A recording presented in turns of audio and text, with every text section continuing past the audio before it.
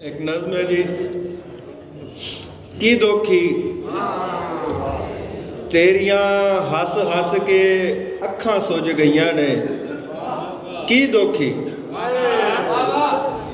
यार गूंगे नू ख्वाब विच रब मिलिया, ओ दस नहीं सकिया आ दोखी। यार गूंगे नू ख्वाब विच रब मिलिया, ओ दस नहीं सकिया आ दोखी। यार खुसरे ने किसे दे बच्चे नू खिडाया, आप जम नहीं सकिया आ दोखी। यार क्या कहने हैं, सुभान अल्लाह, वाह वाह वाह।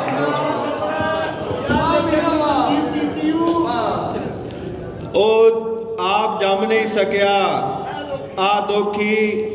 बोला जे रब नू मुखातब हो के आखे, मैं नुसरत नहीं सुनिया आ दोखी। क्या कहने हैं, वाह। मैं नुसरत नहीं सुनिया क्या ट्राइब्यूट दिया। आ दोखी। सैलाब विच रुड़े समान दी खैर यार, माई दा चरखा नहीं लभ्या आ दोखी। हाय क्या कहने, वाह।